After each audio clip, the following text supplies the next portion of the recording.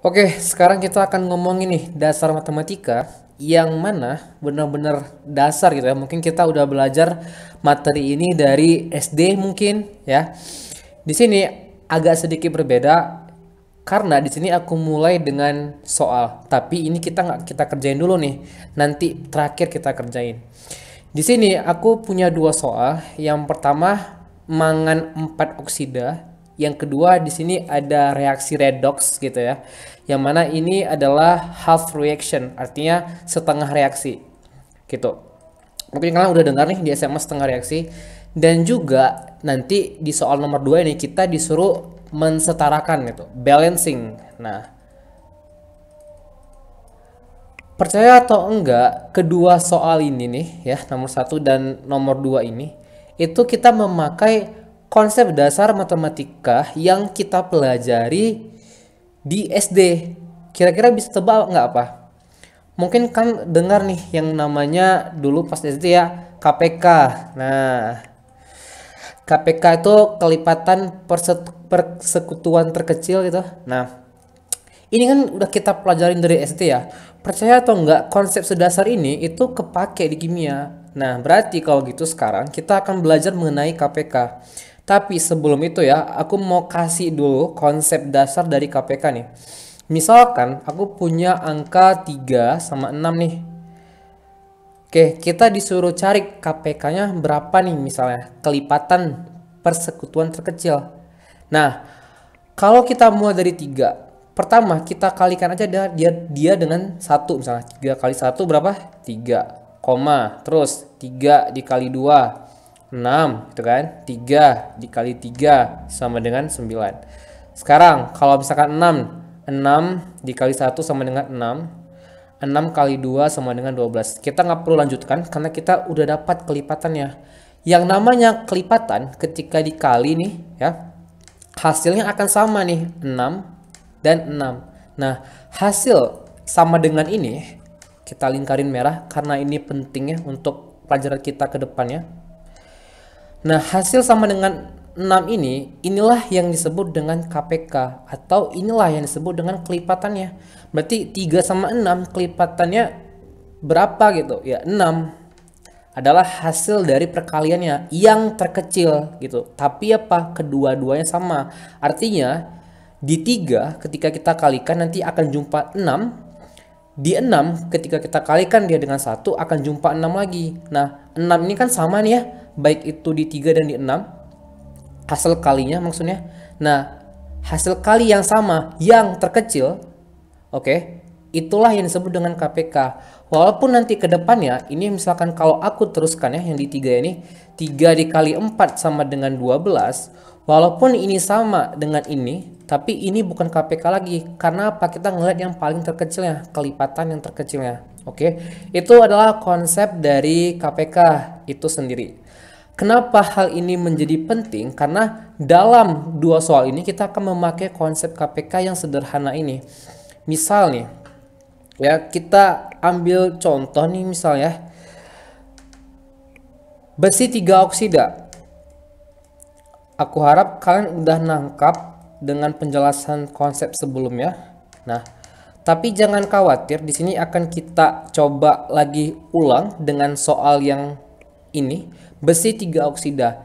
Di sini kita akan disuruh buat nih, buatlah rumus strukturnya. Kan sering tuh ya kalau misalkan di stoichiometry itu kadang soalnya besi 3 oksida direaksikan dengan O2 akan menghasilkan apa misalnya, atau besi 3 oksida dihasilkan sama apa gitu ya. Nah, kita kan dituntut untuk bisa membuat apa? Unsurnya kan. Nah, unsurnya itu tidak hanya Fe terus O, tapi biloxnya tuh harus setara atau nol, balance istilahnya gitu. Nah, maksudnya gimana dis? Nah, nanti kita akan ketemu nih. Kalau kita bikin nih besi 3 oksida, berarti kita harus tahu Fe itu muatannya 3 positif. Dari mana 3 positifnya? Dari sini. Oke. Nah, oksida itu sendiri oksigen ya kan. Terus biloxnya berapa? Muatannya berapa? 2 negatif kalau O. Oke. Nah, di sini berarti kita ambil berapa KPK-nya? Di sini kita ambil 3 dan 2. paling standar kita tulis dulu 2 di sini. Ya, 2 di sini. Ayo berapa? 2 kali 1, 2 gitu kan. Kemudian 2 dikali 2 sama dengan 4. Terus apa lagi? 2 dikali 3 sama dengan 6. Kita stop. Kita coba sekarang di 3. Nah, 3 dikali 1 sama dengan 3. Terus 3 dikali 2 sama dengan 6. Kita ketemu nih sama, ya kan? Berarti nanti totalnya ini kalau kita kalikan muatannya harus sama dengan 6. Jadi nanti gini, 3 positif ini nanti kita kali dia dengan 2 supaya menghasilkan 6 gitu. Nah, 2 negatif ini kita kalikan dia dengan 3 gitu. Sesuai dengan ini. 2 negatif yang ini nih, kita kalikan dia dengan 3 supaya hasilnya 6. Kemudian yang 3 yang ada di sini nih, yang itu yang di FE muatannya ya. Kita kalikan dia dengan 2 supaya hasilnya 6. Jadi nanti hasilnya berapa? Nanti gini, FE. Tadi kan kita mengkalikan dia dengan 2 ya. Kita merahin dulu karena ini penting. Nah, 2. Berarti di sini nanti jadinya adalah FE. FE hasil tadi, ingat yang 2 tadi di sini 2 dari mana? Dari sini ya. Kemudian O, kemudian 3. Nah, 3 dari mana? Dari sini gitu. Berarti Fe2O3 gitu ya, hasil dari struktur ya, rumusnya seperti itu kalau kita terjemahkannya ke dalam sesuai dengan sistem periodik. Oke. Nah, ini salah satu contoh kita memakai konsep dasar dari KPK. Terus kita coba lagi dengan soal lagi ya, misalnya kita punya kalsium klorida. Kalsium klorida. Yang harus kalian tahu, Ca itu muatannya adalah 2 positif. Klorida itu muatannya adalah negatif 1 atau negatif aja di sini. Nah, berarti kita di sini akan membuat KPK-nya 2 dan 1, ya kan? 1 berapa? 1 kali 1 ya 1. Atau 1 kali 2 ya 2 gitu kan. Terus 2 kali 1 2. Kita udah ketemu nih yang sama. Berarti nanti ini harus kita buat sama dengan 2. Nah, karena 2 positif itu udah 2, maka kita nggak perlu rubah lagi nih. Yang kita rubah apa? Yang negatif 1 ini. Ini kita kali sama 2 gitu. Yang mana yang ini nih ya. Nanti jadi apa? Berarti Ca, karena tadi kita mengkalikannya dengan 2, berarti CaCl 2. Nah, kalau kalian perhatikan ya, 3 dikali 2 minus 2 dikali 3, terus 2 dikali 1 minus 1 dikali 2. Kalau kalian jeli ya, 3 kali 2 ini berapa? Positif 6. 2 kali minus 3 ini negatif 6. Berarti totalnya sama dengan 0. Begitu juga dengan ini. 2 dikali 1, 2. Minus 1 dikali 2, minus 2. Hasilnya apa? 0. Kalau gitu, ketika kita ingin membuat rumus ya dari senyawa, oke, rumus dari senyawa, maka nanti total muatannya tuh harus sama dengan 0. Kita lingkarin dulu. Nah, berarti nanti total muatannya tuh harus sama dengan 0. Nggak boleh dia tidak sama dengan 0. Karena dia harus balance. Nah, itulah namanya disebut dengan balancing, ya. Nah, di sini aku mau kasih sedikit konsep ya. Mungkin kalian bertanya-tanya ya. Kenapa sih O ini oksida tuh muatannya itu biloxnya 2 negatif gitu. Nih, O biloxnya tuh 2 negatif.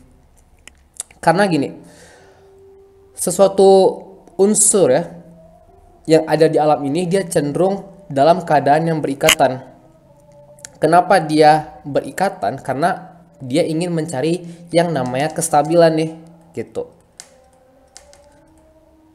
Semuanya itu cenderung mencapai kestabilan. Nah, kalau gitu parameternya apa nih untuk mencapai kestabilan? Keluarlah aturan, unsur itu ya ketika dia berikatan dia akan stabil kalau dia memenuhi kaidah 1 duplet, kedua oktet gitu, aturan 8 elektron nih ya. Jadi nanti unsur-unsur tersebut cenderung ingin mencapai kestabilan dengan cara tadi, kalau nggak duplet dia oktet. Kalian tahu oksigen itu kan berada di golongan ke-6, otomatis dia punya 6 elektron terluar untuk berikatan. Kalau gitu, dengan dia menangkap 2 elektron gitu ya, dengan dia menangkap 2 elektron, negatif ini artinya dia menangkap, kalau positif artinya dia melepaskan elektron gitu. Nah, dengan dia menangkap 2 elektron, berarti 6 ditambah 2, 8. Oh, ternyata dia udah oktet nih.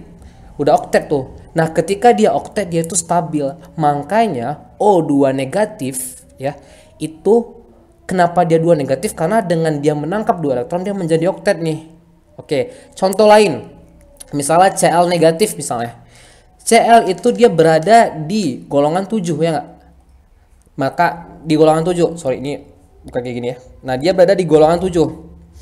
Kenapa dia negatif 1? Karena berarti dia punya 7 elektron terluar ya kak. Ketika dia punya 7 elektron terluar, ketika dia nangkap 1 lagi, maka dia akan menjadi oktet juga nih. Akan jadi 8. Nah, itulah yang disebut dengan aturan oktet untuk mencapai yang namanya kestabilan. Gitu ya. Nah, itu dulu. Sekarang coba kita latihan soal lagi nih. Ya, soal lagi. Kalau misalkan aku punya timbal, ya, timbal itu bahasa Inggrisnya lead. Nah, timbal 4 gini, timbal 4 oksida. Nah, berarti karena di sini 4, berarti PB berarti 4 positif, ya kan? Oksida O berarti 2 negatif. Berarti kita harus mencari KPK 4 sama 2 gitu. Kalau 2 berapa aja? Oh, 2 kali 1, 2. Terus 2 kali 2, 4. Nah, kalau 4 itu dikali 1 tuh udah sama dengan 4. Berarti inilah yang sama kelipatannya. Berarti nanti ini 4 dikali 1, ini 2 dikali 2. Makanya karena ini dikali 1, ini dikali 2, nanti jadinya rumusnya adalah PbO2. Gini ya. Itu cukup di situ. Sekarang aku mau ngejelasin sedikit tentang redox ya.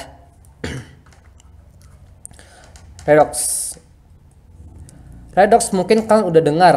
Ini adalah proses oksidasi dan reduksi. Oksidasi itu seperti apa, Dis? Nah, oksidasi itu adalah proses pelepasan elektron. Pelepasan elektron ditandai nanti muatannya itu dia biasanya positif, artinya dia nanti kehilangan elektron. Nah, reduksi itu adalah kebalikannya, berarti penangkapan elektron. Berarti dia nanti muatannya negatif gini. Yang harus kalian tahu, redox itu oksidasi dan reduksi, prosesnya adalah terjadi secara bersamaan. Artinya bersamaan gimana? Ketika dia ngelepas, otomatis ada yang menangkap dong. Nah, mungkin dia ngelepas terus nggak ada yang nangkap. Nah, jadi yang harus kalian tahu, redox itu prosesnya tuh bersamaan nih. Nah, di sini aku punya satu net reaction ya. Udah suatu reaksi reduksi dan oksidasi gitu. Dari Fe, ini fasanya solid, kemudian Pb2 positif. Nah, for your information, kalau dia dalam muatan kayak gini, dia biasanya dalam larutan nih, aqueous nih. Makanya di sini fasanya adalah aqueous. Kalau dia nggak ada bermuatan, berarti dia fasanya solid. Biasanya gitu. Kemudian di sini akan menjadi Fe3 positif. Kemudian fasanya adalah aqueous. Ingat karena dia di sini bermuatan, ya kan? Kemudian Pb. Nah, ini adalah salah satu contoh dari reaksi redox. Nah, bicara tentang reaksi redox, kita kenal yang namanya setengah reaksi. Artinya setengah mengalami oksidasi, setengah lagi mengalami reduksi. Itulah yang disebut dengan setengah reaksi. Dari reaksi ini, nanti ujung-ujungnya dia akan minta nih soalan nih biasanya, minta disetarakan. Untuk menyetarakan ini, kita perlu lagi tadi konsep KPK, matematika dasar tadi. Jadi pertama kita buat dulu. Misalkan yang kita buat pertama kali adalah reaksi reduksi misalnya. Kalau dia reaksi reduksi, maka dia akan menjadi Pb aja nih. Artinya kan dari dua elektron ini, kemudian dia menangkap dari dua positif dia menangkap dua elektron, kan tambah nih, tambah dua elektron, berarti dia masuk dua elektron gitu, menjadi Pb solid. Nah ini aqueous. Ini reaksi yang pertama, setengah reaksi yang pertama. Yang kedua, berarti yang satu lagi dia mengalami apa? Oksidasi. Dari Fe solid biasa nih, kemudian menjadi Fe 3 positif dan 3 elektron. For your information lagi, yang namanya logam itu dia cenderung melepaskan elektron ya. Ingat. Jadi jarang dia itu menangkap gitu. Dia selalu melepaskan logam ya. Logam itu cenderung melepaskan elektron. Dengan dia melepaskan elektron dia lebih stabil gitu. Nah, di sini yang kita fokuskan untuk membalancekan reaksinya, kita fokus ke elektronnya aja nih, 2 sama 3. Berarti kalau gitu, yang kita ambil KPK-nya adalah 2 dan 3. Berarti 2 kali 1, 2. Kemudian 2 kali 2, 4. Kemudian lagi 2 dikali 3 sama dengan 6. Terus 3 kali 1, 3. 3 kali 2 sama dengan 6.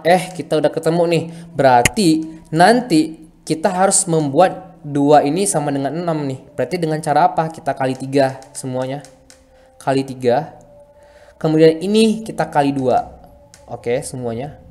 Berarti kalau yang pertama ini kita kali sama 3 jadinya gimana?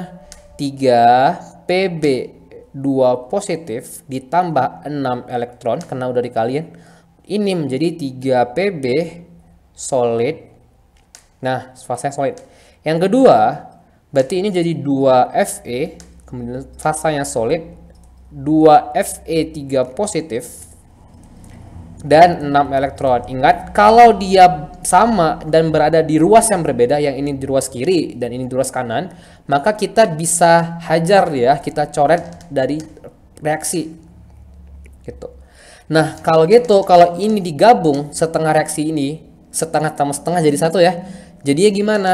Berarti balik lagi ke sini, tinggal kita lengkapin aja. Berarti jadi 2 Fe. Oke. Kemudian 3 Pb. Kemudian Fe-nya 2 lagi. Dari mana? Dari sini nih. Ya. Berarti Pb-nya 3 lagi.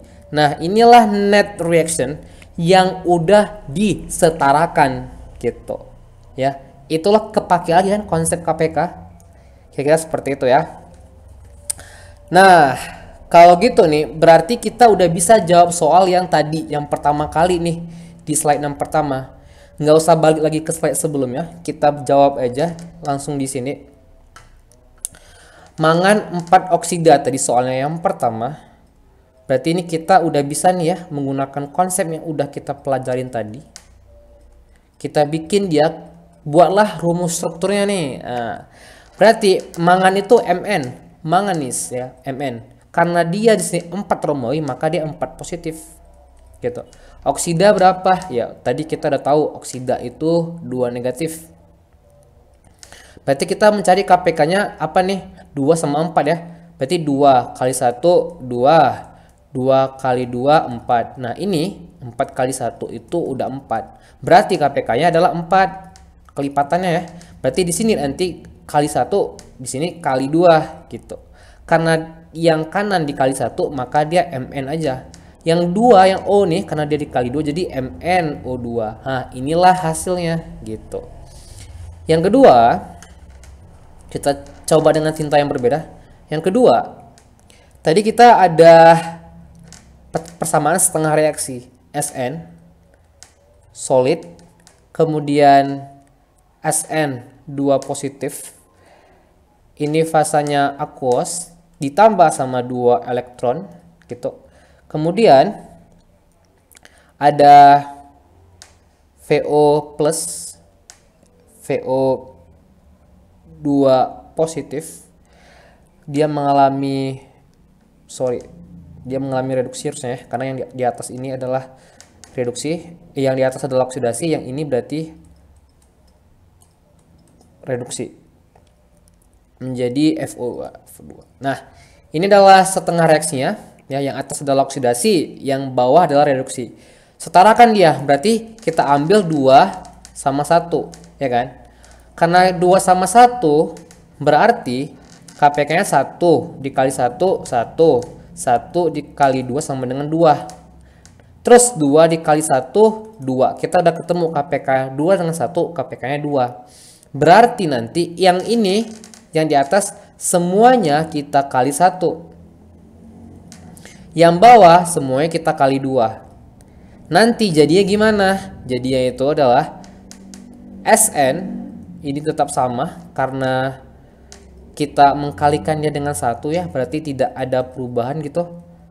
Ini fasanya aqueous, 2 elektron. Kemudian yang bawah 2 FO2 positif, karena kita kali, karena kita kali dengan 2 ditambah 2 elektron, ya, menjadi 2 VO2.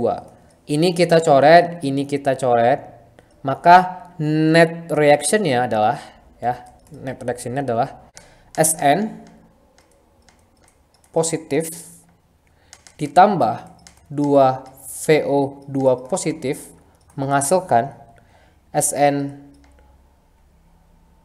positif aqueous ditambah 2 VO2. Oke, ini adalah reaksinya. Itu dulu untuk konsep dasarnya. Berarti kalian tahu bahwa hanya KPK, hanya dengan mengerti konsep dari kelipatan persekutuan terkecil, kita bisa memahami nih cara yang pertama membuat rumus senyawa kalau kita dikasih nama, itu yang pertama. Yang kedua, kita bisa membalancing, kita bisa menyamakan reaksi dari redox gitu. Oke,